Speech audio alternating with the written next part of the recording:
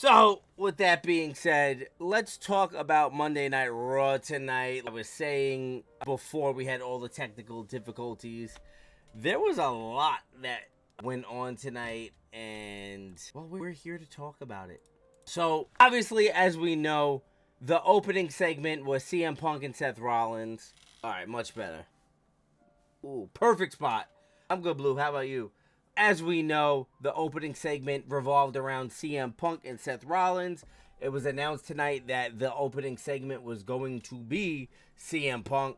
Honestly, even the way they opened it up and started it off with Punk walking in with his new little love green hoodie and went up to Jey Uso and Sami. That was cool. I like when things stay connected in wrestling.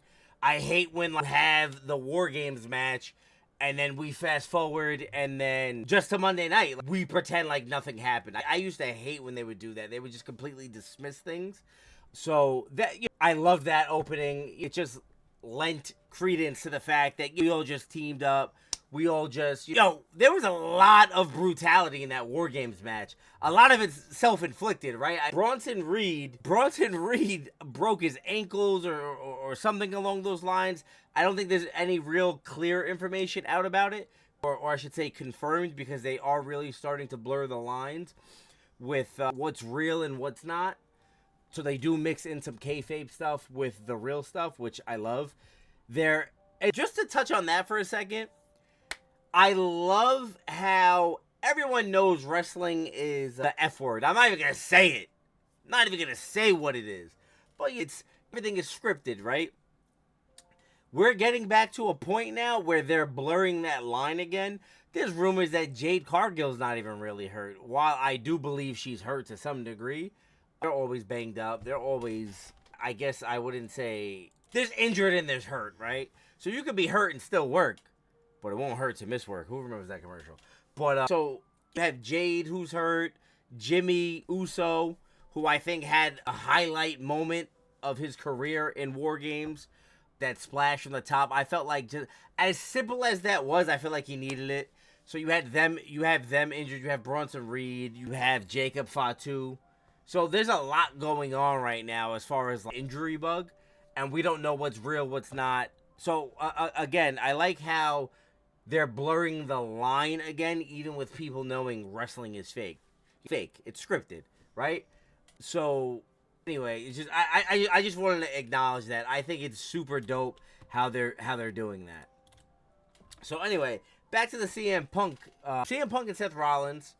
So we had CM Punk open up Raw. CM Punk came out and he was talking about how he just teamed with the Bloodline and they got the dub, obviously. And they were talking about how, well, not they, he was referring to how he had the match with Drew McIntyre in Hell in a Cell. And he's had a string of quote-unquote possibly career-ending matches and things of that nature. And he was building up again to this WrestleMania moment he's looking for, right? And we've seen this happen already once. When CM Punk is looking to go left, someone comes out, or I should say go right, someone comes out and they make CM Punk go left. And the first time, it was him calling out Gunther, and Drew McIntyre basically said, "We're not done." And they came back to the Drew McIntyre situation, which gave us the Hell in a Cell. Absolutely phenomenal. Loved it. Thought it was great, right? Then we turn and he gets involved with the Bloodline. And now he's saying he's done with that. And now he's saying he wants to go to WrestleMania. He was leading to, quote-unquote, finishing his story. He did drop that in there. And we did hear him saying, there's different roads to getting there. And you finish the story. And he was doing like Deadpool breaking the fourth wall thing, looking into the camera, which is cool. But again, now he gets cut off by Seth Rollins. Now, I thought this segment was great. I really did. It definitely started great. My issue is the brawl that ensued after. Let me know how you guys feel. I was not good with the brawl. I don't know if security was late to get out there. They were supposed to be out there sooner or whatever. But it was like, oh, hold me back. And then nobody was there to hold them back. So then Punk even left the ring. Punk left the ring. Anyone else pick up on that? Punk literally got up out the ring, and then security came, and then it was like, oh, and then he tried sliding back in, and he was getting stomped by Seth. I thought that was kind of whack. It looked weak. I said it on stream. It wasn't really a good look. I understand what they were going for, but whatever. I'm not going to be mad. I do want to see... I don't want to make it seem like I'm being negative. I'm not trying to be a negative Nancy, but I definitely want to see Punk and I want to see Rollins in the ring together. Excuse me. The promo portion was segment of the year. I don't know if I would say segment of the year. I think we have a couple other candidates and things we're going to look at here over the next couple weeks, which I do plan on doing. But I wouldn't say it's segment of the year. Honestly, for example, and it wasn't better than Cody and Punk going into Royal Rumble. That was a great segment. That was a phenomenal segment. You know what I'm saying? So it's you're having recency bias. That's what it is. But other than that, I would give that segment on a 10 scale. I would probably give it a 6.5 just because of the way the brawl looked awkward. I don't know what that was about. But again, I'm open to it. I've been waiting for this. I was hopeful to see Punk at WrestleMania. It didn't happen. Obviously, he got hurt, and he was only on commentary, but whatever. Great opening segment, though. In terms of opening segments over maybe the last year, it was definitely legit. It was definitely great.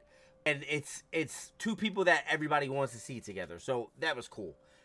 Give it a thumbs up. Question for the chat. How do you feel about Punk dismissing Seth Rollins' challenge, though?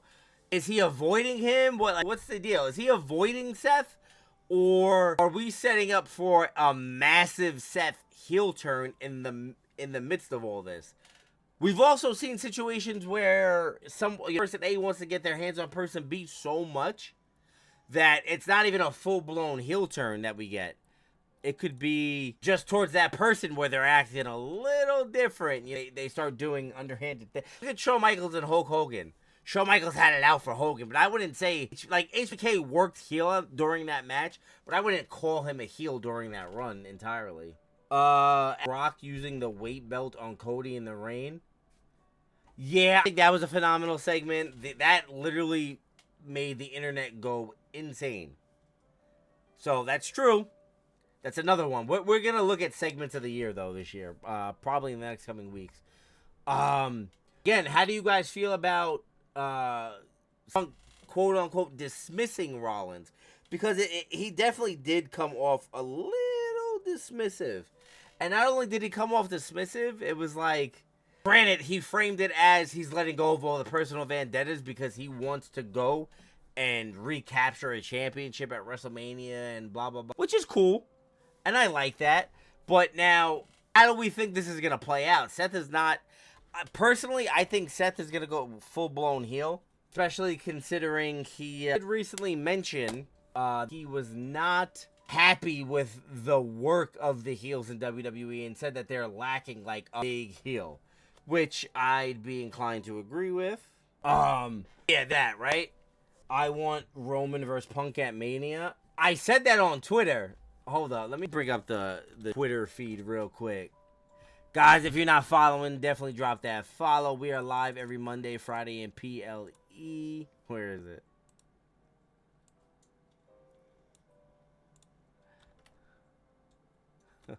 How would you feel if the favor CM Punk asked Paul Heyman for is a Roman Reigns match at WrestleMania 41? So there's that, right? Let me set this up real quick. Not me trying to watch the Browns game while we film this. But yes, I'm definitely thinking we're going to, on the road, what I think is going to happen. I think CM Punk is going to get a Gunther title shot at Royal Rumble, and it's going to result in Seth Rollins getting involved. That's just me. On our first match of the night, which I actually kind of missed, but I was watching on my phone while trying to get JoJo downstairs. It was Io Sky and Kairi Sane versus Liv Morgan and Raquel Rodriguez. Io and Kairi Sane, they won the match, but then Rhea Ripley saved them at the end. Obviously, her and Raquel are headed towards feud first because we're gonna go with Rhea and Liv first. That's more than likely your WrestleMania match for the women. Is probably gonna win the Royal Rumble. I gotta be honest. I would prefer it if Rhea won Elimination Chamber, just because I feel like that's more in her wheelhouse. She is a phenomenal wrestler. She's tough. I could see her withstanding 5 other women in the Elimination Chamber. And personally, I feel that would be the way to go. I would even love it if Liv Morgan cost her. I would even love it if Liv cost Rhea the Royal Rumble. Or Raquel did, and then, we're pushing to get into the whole Elimination Chamber bit, and obviously you can't really cost her the match in the Elimination Chamber. So, to me, the route I would go, you give the Royal Rumble to somebody else. I don't think it's that big of a deal, because we get to the finish, the final chapter, that match between Liv and Rhea. But please, we've beaten this to death. If they do have the match at WrestleMania, I don't want a return match. I don't want a rubber match. I don't want any of that. What I would actually love is for Becky Lynch to come out on the Raw after WrestleMania and address whoever the champion is at that point.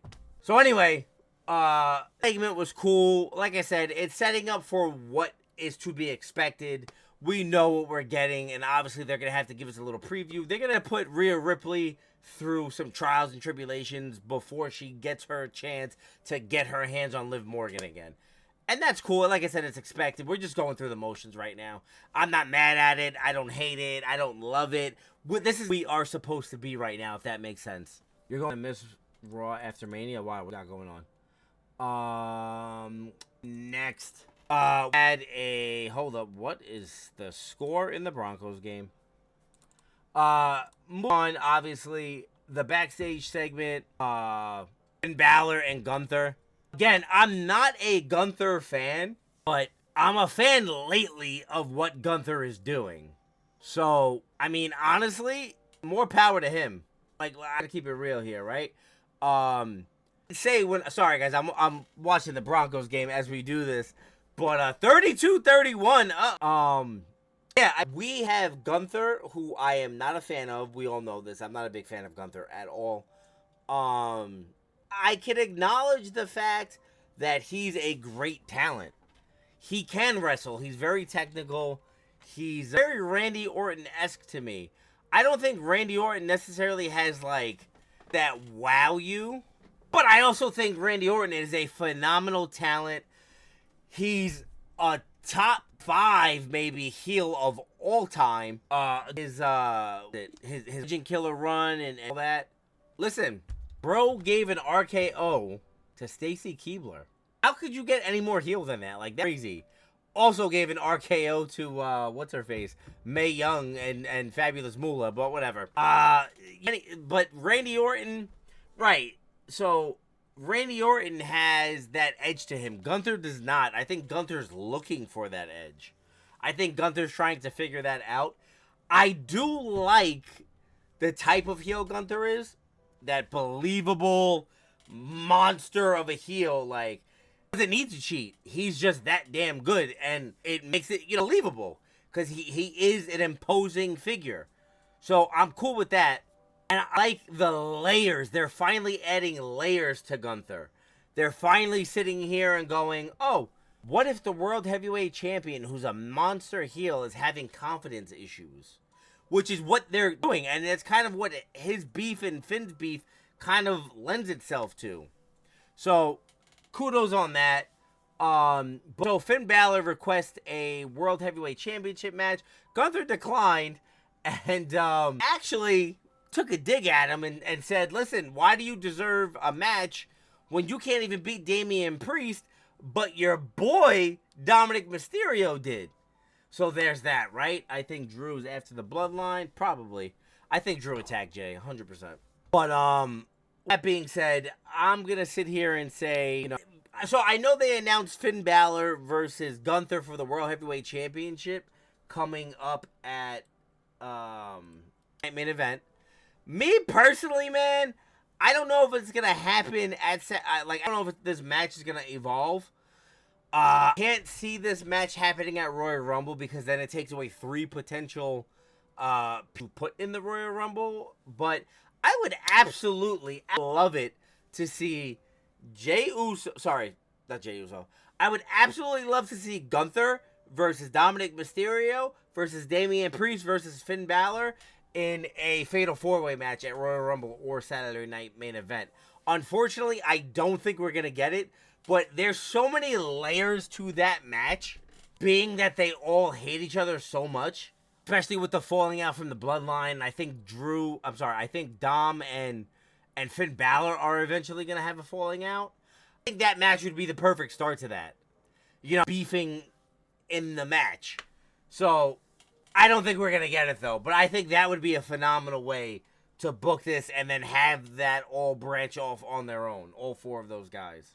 Long match number 2. Oh, because that segment was a thumbs up for me. And we'll get to the match, but I like how they're developing the whole feud and Gunther's character. I will definitely give them that, right? Number 2 on the night, which, by the way, isn't it a little crazy how we only had 2 matches and we were like an hour and change in? It was like a long time, especially with all the commercial breaks they put in. You only have 2 hours, and I feel like there's way too many commercials. But to each their own, I guess, whatever. Number 2 was Dakota Kai versus Shayna Baszler versus Katana Chance. I gotta be honest here. I realized it about midway through the match. We were talking about it on the live, because I definitely think Zoe Stark is going to win the match next week or in 2 weeks. Whenever they have this match that involves Zoe Starks. Rodriguez is also involved in it. So my logic behind this was Shayna Baszler was... I initially said Shayna was going to win, although I would have loved to see Dakota win. I think Dakota Kai has championship material. She just cannot stay healthy. But with that being said, I definitely thought Shayna was going to win here and Raquel was going to win. But then I said, wait, Rhea Ripley and Raquel Rodriguez are about to head into either Saturday Night Main Event or they're going to head into Royal Rumble as the match, right? Even have Rhea be forced to beat her to get in the Royal Rumble. They're going to do something between those two. That being said, I then midway switched my pick and said, I really love it if Dakota Kai actually, this match and took the whole thing. Eventually won the match. I think next week Zoe Stark, or whenever they had this triple threat match, I think Zoe Stark is going to win the match that's involving, only because I think Rhea Ripley is going to get involved, and I think that's going to branch the two of them off together. And they're going to end up in a micro feud, we'll call it, because that's basically what it's going to be. That keeps everyone occupied, everyone has a storyline, everyone's busy. Deserves to win the IC title. I would love to see Dakota Kai versus Zelina Vega in the finals. I think that would be an absolute banger of a match, and I think it should happen at Royal Rumble. I would love to see it, and I hope we do get that. But all in all, like, this match, because of what I think it's setting up, I'm going to give it a thumbs up. Would probably give this overall maybe like a 6.5, 7. It wasn't anything to write home about, but it was good. It was good. Again, we're going to have a pretty lengthy intermission between matches here. Where, between the whole New Day segment, we had the New Day 10 years anniversary celebration. Based off, like, there were parents getting ready to tell their children that they were getting a divorce. They were like, oh, what we're about to tell you is not your fault. I'm like, even on stream, I started laughing. I'm like, this is crazy. Now, granted, knowing the New Day, it was by design. It was literally corny by design. I can't believe Kofi turned with Woods. You know what? We joked about that last week. I didn't actually think it was going to happen. Obviously, anything's a possibility. And I think they both needed to get a little edge, so I'm fine with it. I think this story is going to culminate in E courting them, getting them back to join the power of positivity. But I don't know how long that's going to take. And I gotta be honest, and if New Day gets an edge, I'm here for it. I'm cool with it. What up, G? Alan with the follow. Appreciate you, my guy. Oh my god. TikTok Studio is giving me 1 million notifications. Triple threat New Day match at Mania with Slap. I think Big E's eventually returning. I 100% think, and I've said this consistently for the past year, I do think Big E is, I think Big E's going to be medically cleared. I've said this for the longest time, and people keep shit talking me, especially in every other live I go into. What up, G? But I don't care. Connor with the follow, appreciate you. You know, a plug. Big E has a future in the business, kid, and it's not gonna be at a desk or being a manager. So sit tight on that one. What else do we have to talk about? But yeah, just them turning. While we did joke about it, like I said, I did not think it was gonna happen. So again, shout out to them. They zig when we zag. I love it. I think it's definitely good for. I think it's for business, as they would say. Let me ask you a question though. Oh boy, 34-32. Okay. So you answered this in the chat already. Do you think the rift could lead to a New Day breakup, like fully? Or are they eventually going to get back together? Sometimes you gotta let things break apart and then you pick up the pieces, right? So, what do you guys think? Where do we think this is going? Talk to me. I think even if they were to break up, like, entirely in full-blown feud, the three of them, or just Woods and Kofi, I think we would still get a reunion at some point. Everyone reunites, especially in WWE. They look for that feel-good. Look at the line story. So yeah. Jameis Magic. He's gonna go out of bounds. Okay. Yeah, Mania, and then they get back together after realizing they messed up. I feel like even if they had a triple threat at Mania, I think WrestleMania would end with them all like hugging it out type shit. JLD in the house. Yo, homeboy. Welcome to the hood, brother. Hulk Hogan's neighborhood, that is, man. I love that drop. Everybody go follow JLD, another fellow Puerto Rican of mine. New York Puerto Rican too, not like Know Your Wrestling. That guy Puerto Rican, but he's down in Florida. You know what I'm saying? Us New Yorkers gotta stick together. But yeah, so not Know Your Wrestling.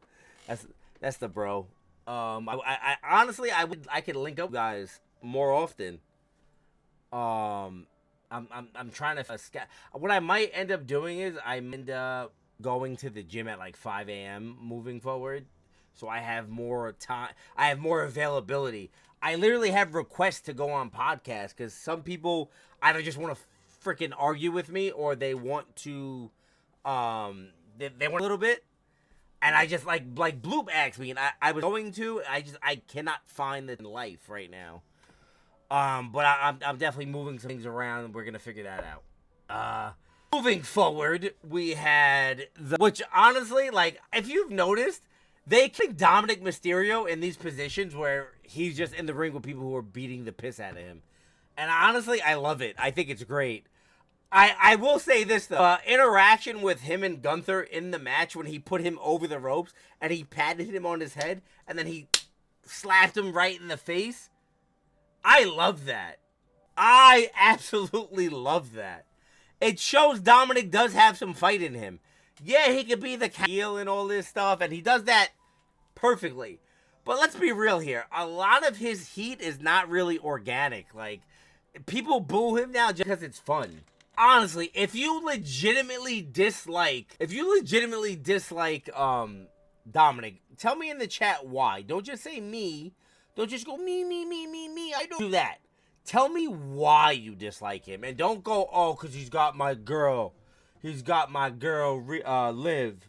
Don't do that. Which I do think that's a lot of, like, people are envious of him because of the position that WWE constantly put in. Hold up. So, yeah, I mean, listen.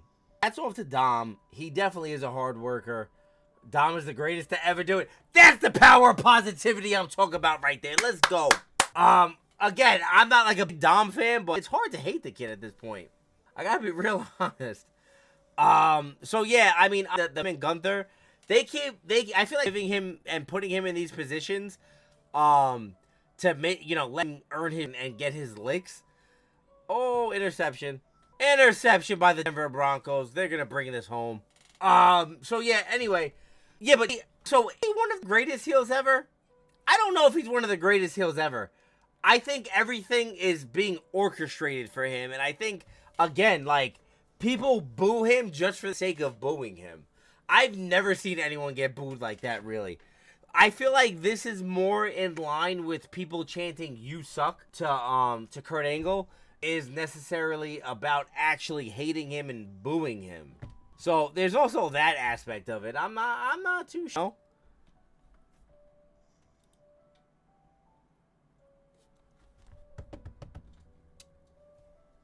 So anyway, what are we forward? Where does Gunther go? Where does this in this with the Judgment Day, the Men of Judgment Day, and as well as Damian Priest? I mean, Damian Priest has to be creeping around.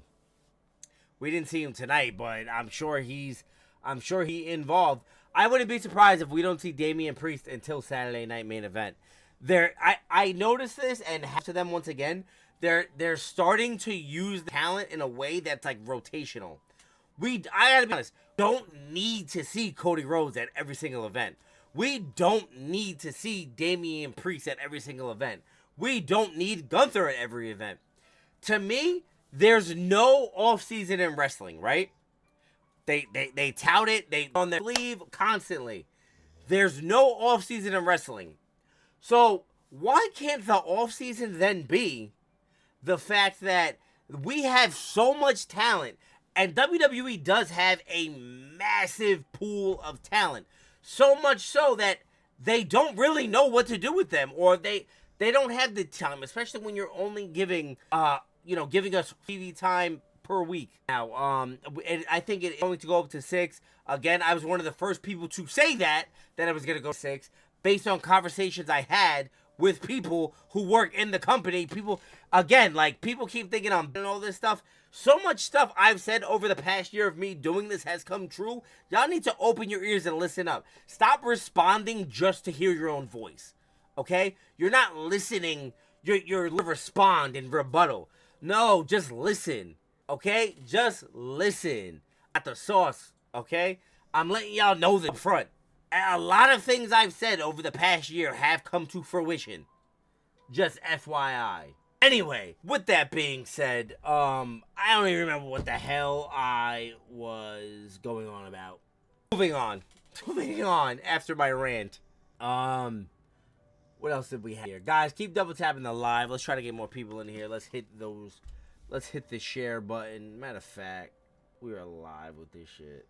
Sure, my little cousin's asleep already. But yeah, so next up we had the Pete Dunne versus R-Truth segment.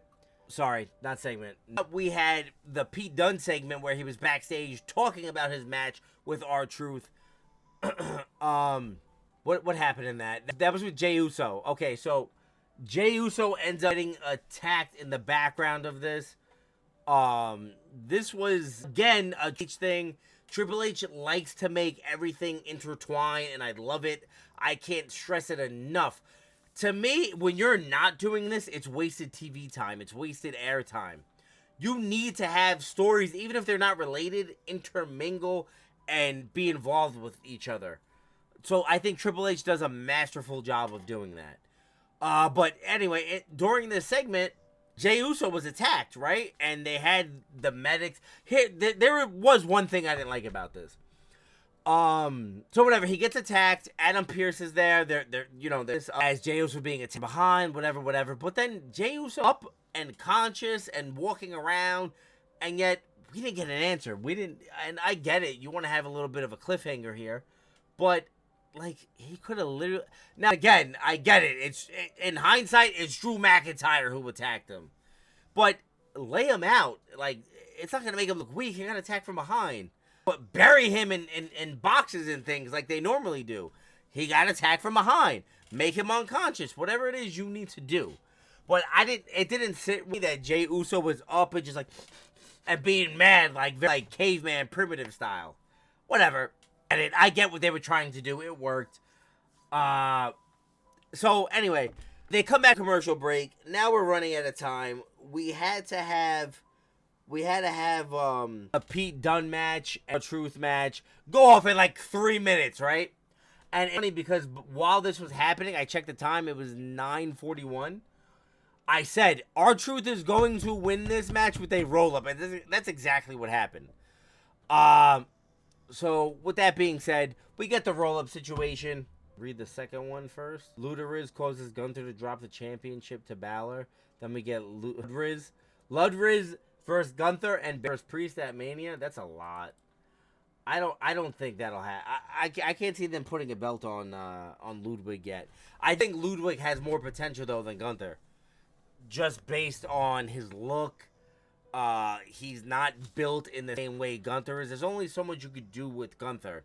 The fact that they found this storyline where Gunther's now looking for his is phenomenal. But again, I don't think it's gonna last very long. I definitely don't. So yeah, moving on. So yeah, like I said, I foresaw this whole like roll up situation, but whatever. They only have 2 hours. What more can they do? You know, they got away with the timing of things. Speaking of Ludwig, or as Blue likes to call him, Ludwig, we had Ludwig Kaiser and Braun Breaker backstage. They had a segment.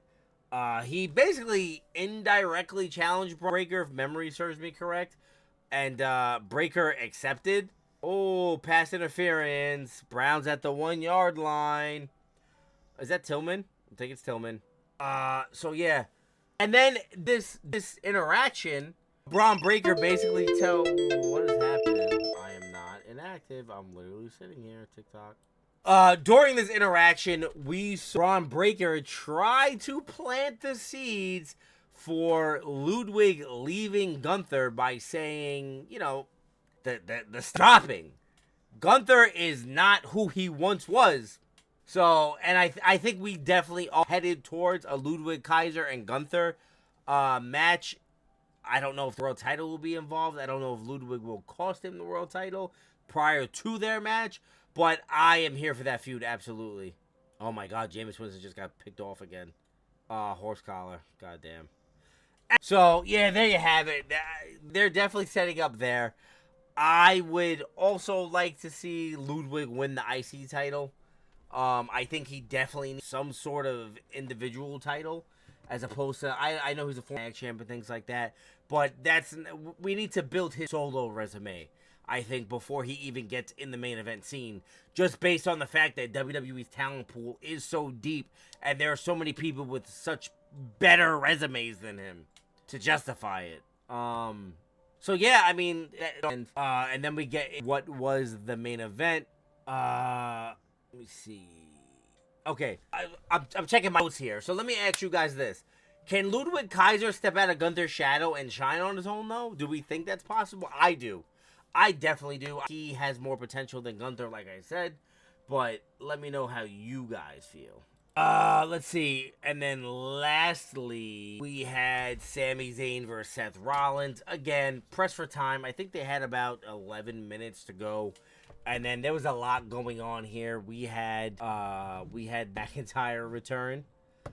I wasn't expecting Drew, to be honest. Drew was not even on my radar when it came to the Jey Uso attack. Some of us in chat thought it was CM Punk actually, and maybe they were gonna pull a swerve and Seth stood face and Punk turned heel. But very interesting. Sami Zayn. Here's where you knew it wasn't Seth who attacked him. We saw Punk. I'm sorry. Seth Rollins literally on the floor pleading with Sami, but it wasn't like in a heel way. It was legitimately like I wouldn't do this. That's not me right now, you know? And then Sami, after he went and got a steel chair, very reluctantly slammed the chair out in frustration and then lost the match with a roll-up, which I jokingly said literally right before it happened. I'm like, oh, watch us get another roll-up.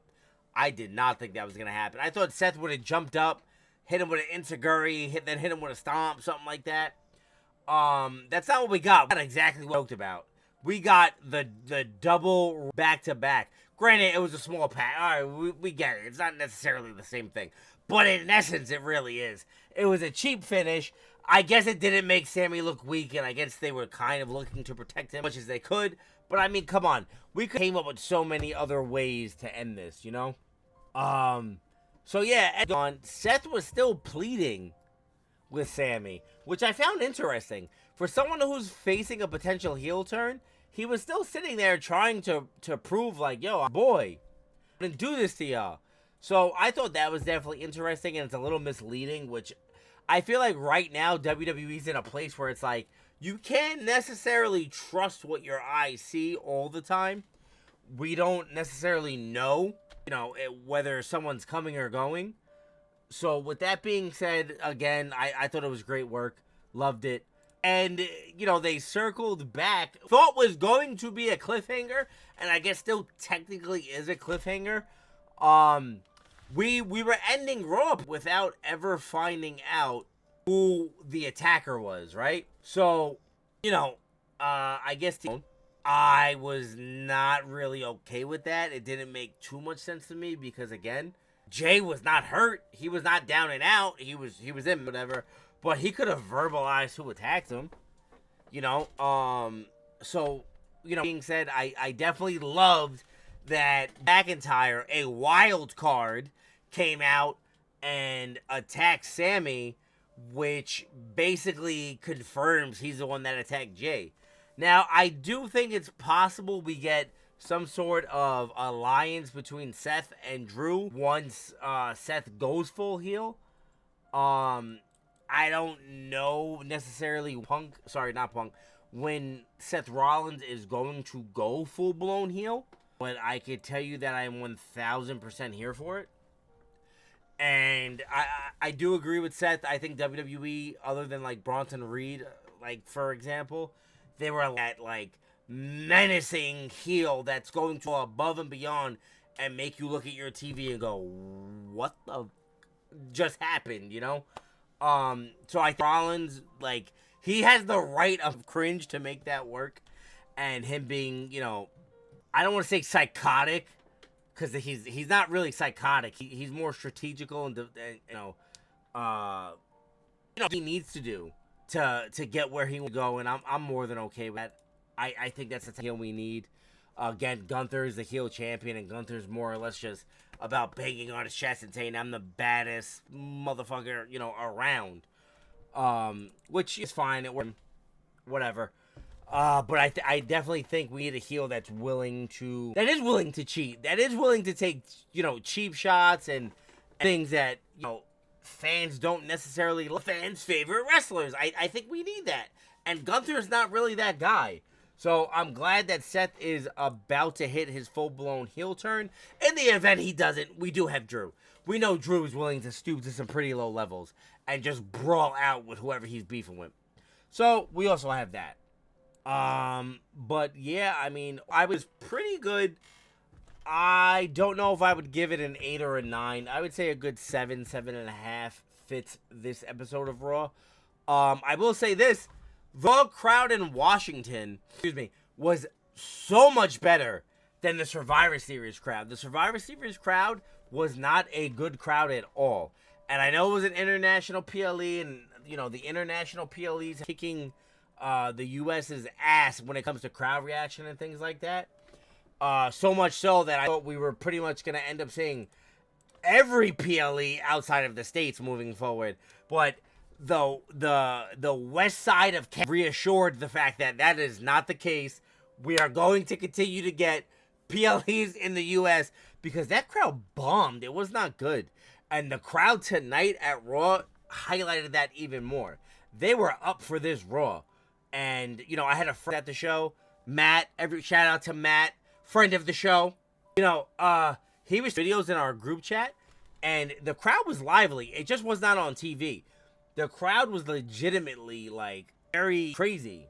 Tonight they did for Jay, or you mean in Canada? But it was definitely very good Raw in terms of crowd reaction and, development. There was a lot of development on this show, in my opinion. You had set up to possibly be a Gunther foil. Are you still watching the channel? Absolutely. We had New Day double heel turn. You know, we had Woods and we had turn heel, but they're heel, but I feel like they're not fully heel. You know what I'm saying? I do think they're gonna link back up with E. When to, you know, it remains to be seen. All in all, though, definitely do believe this was a good Raw, and I'm good with it, man. Like, I think people who even complained about, say, Survivor Series not being, you know, great, like it wasn't like a 10, right? Even though one of the big four, there was a lot of talk online about that, and you got to remember, there's so much stuff coming up, and this was alluded to by other, like, big platforms, like WrestleMania and all these other places. There's a lot happening. Like, there's not many PLEs, but there's a lot happening between now and Royal Rumble, for example. You have Netflix debut, Saturday Night Main Event. You have, what do you call it? There was tonight. We'll count tonight in that. The New Day 10-year anniversary.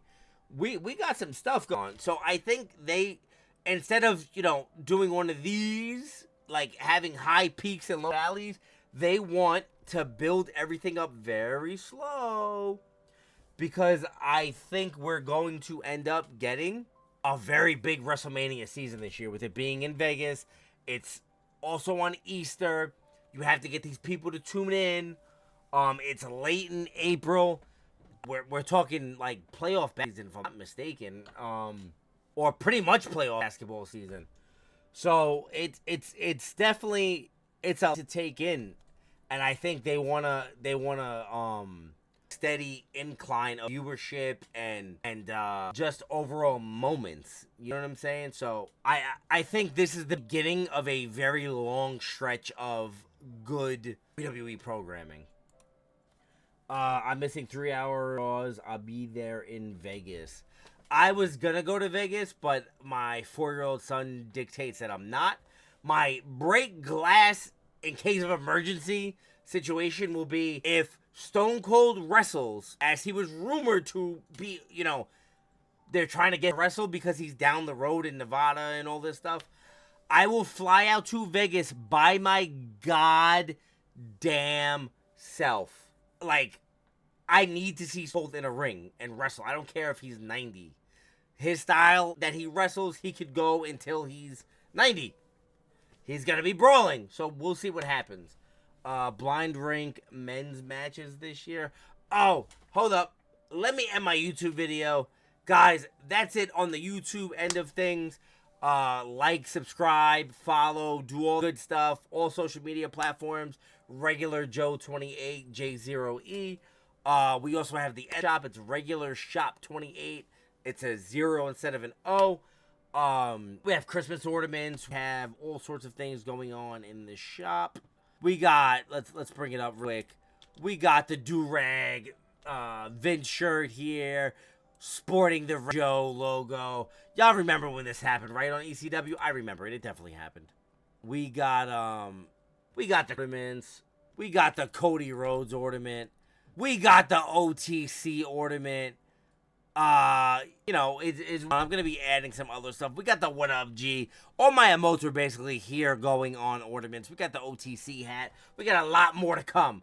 So definitely, if you have, go check out the Etsy shop. All right, guys.